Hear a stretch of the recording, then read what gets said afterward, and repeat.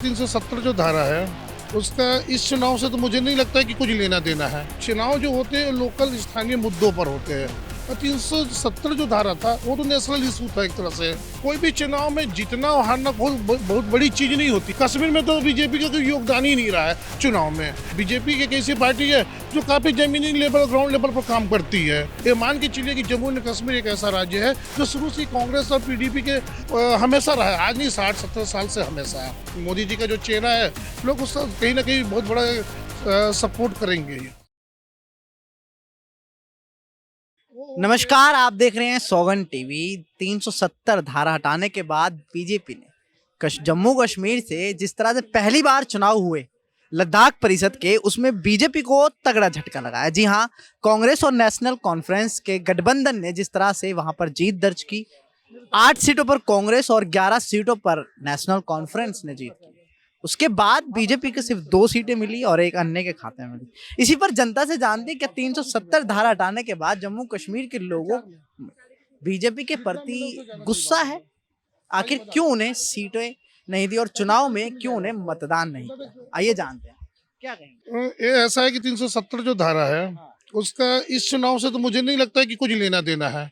बशर्ते कि हाँ पहली बार हो रहा है जरूर, लेकिन देखिए चुनाव जो होते हैं लोकल स्थानीय मुद्दों पर होते हैं और 370 जो धारा था वो तो नेशनल इशू था एक तरह से। भारत के लिए बहुत बड़ी चीज थी वो। उससे क्या होता है ना कि देखिए सबसे बड़ी बात क्या है ना कि जो अभी जो दल आपस में टाई अप किए हैं, ठीक है, वहां पर जो कैंडिडेट खड़े हुए होंगे हो सकता है कुछ ऐसा टॉपिक होगा उनका जो जिसमें उन्होंने बीजेपी से आगे रेस बाजी मान ली होंगी। देखिए क्या होता है ना, ये लोकल जो चुनाव होता है ना वो लोकल मुद्दों पर लड़ा जाता है। वहाँ कोई असेंबली का चुनाव तो हुआ नहीं है या सांसद का तो चुनाव हुआ नहीं है जो कि नेशनल मुद्दों पर होता है। स्थानीय मुद्दे हमेशा हावी होते हैं, इससे पार्टी का कोई फर्क नहीं पड़ता है। अगर ऐसा बता रहे हो कि अगर इसको आप 370 के हिसाब से जोड़ रहे हो तो मुझे तो लगता है कि ये जोड़ना मेरे हिसाब से, मेरे ओपिनियन के हिसाब से तो बिल्कुल गलत होगा, क्योंकि इसके बहुत सारे बेनिफिट आगामी कुछ वर्षों में होंगे।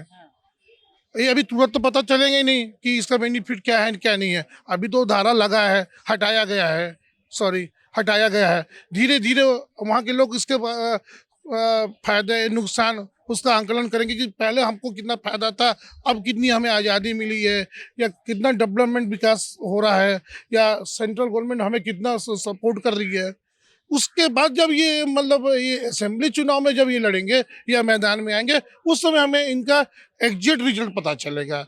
आपने स्थानीय मुद्दों की बात करी, क्या मतलब बीजेपी इस जमीनी स्तर पर काम नहीं कर रही है क्या? वहां पर जो और पार्टी बाजी मार रही है, वरना बीजेपी के लिए कहा जाता है कि वो जमीनी स्तर से राजनीति करते और देखा जाए तो हर एक चुनाव को वो बड़ा चुनाव मानती है।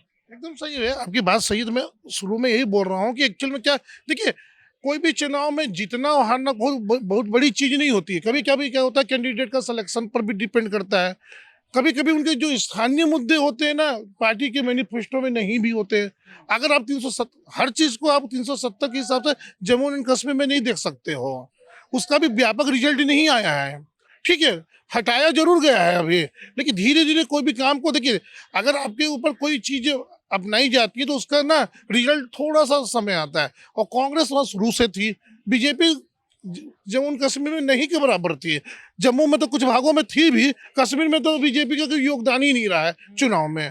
तो वो तो शुरू से ही एक तरह से देखा जाए तो कांग्रेस और पीडीपी या जो भी स्थानीय जो पार्टी हैं वहाँ के, वो उन्हीं के सपोर्ट करते थे वहाँ के लोग। तो बीजेपी के लिए तो वहां पर एकदम एक तरह से कहो तो चुनाव एकदम नई चीज ही होगी। लेकिन हाँ ये जरूर है कि ये तो पार्टी को थोड़ा सोचना पड़ेगा, क्योंकि बीजेपी एक ऐसी पार्टी है जो काफी जमीनी लेवल ग्राउंड लेवल पर काम करती है। उनके मुद्दों को देखना पड़ेगा। और अगर ये बातें अगर नहीं हो पाई है और जनता नहीं समझ पा रही है तो बीजेपी के हाई टीम को इसके बारे में सोचना पड़ेगा। लोकसभा चुनाव भी नजदीक हैं। आने वाले वक्त में भाजपा को किस तरह से 370 हटाने का कुछ फायदा होगा स्थानीय, आपको लगता है? इस तरह स्थानीय पे तो चलो आपने कहा कि जमीनी स्तर पर हो सकता है कुछ और मुद्दे रहे हों जो उनको बनाने में नाकामयाब रही हो बीजेपी, लेकिन क्या लगता है कि देश की बारी जब आएगी, मोदी का जब चेहरा जाएगा, क्या लगता है कश्मीर में उस टाइम कुछ मिलेगा बीजेपी? एकदम, देखिए 370 का धारा इंडिया में, भारत में बहुत ज्यादा एक इशू बना रहा है शुरू से ही। और इसमें जम्मू एंड कश्मीर से ज़्यादा बाहरी स्टेट के जो लोग हैं ना, वो ज़्यादा इसमें इंटरेस्टेड हैं कि एक्चुअली में 370 धारा है क्या, और उसको हटने से क्या क्या बेनिफिट हुए हैं। और जहाँ तक आपके प्रधानमंत्री और हमारे मोदी जी का सवाल है, वो तो बहुत बड़ा ब्रांड नेम है। वो जम्मू एंड कश्मीर जब जाएंगे, चुनाव की विजिट करेंगे, तो मुझे लगता है कि उनका समर्थन वहाँ के लोग जरूर करेंगे।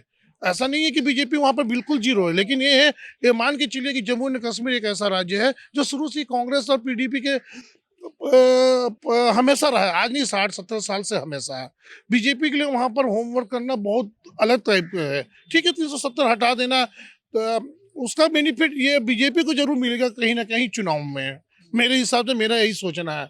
और जहाँ तक मोदी ब्रांड जो है, मोदी जी का जो चेहरा है, लोग उसका कहीं ना कहीं बहुत बड़ा सपोर्ट करेंगे ये। देखिए, हमने बात करी 370 हटने के बाद जिस तरह से चुनाव हुए पहली बार और उसमें बीजेपी को 2 ही सीटें मिली, उसके ऊपर उन्होंने कहा कि ये स्थानीय मुद्दे हो सकते हैं, कुछ भी नेशनल जब चुनाव आएगा तो उसमें मोदी का चेहरा और काम भी जरूर फायदा होगा 370 हटने के। फिलहाल इस खबर में इतना ही, बाकी तमाम ऐसी खबरें देखने के लिए बने रहें सौगंध टीवी के साथ। कैमरामैन सचिन के साथ सुहेल। आप देख रहे हैं सौगंध टीवी, सौगंध वतन की।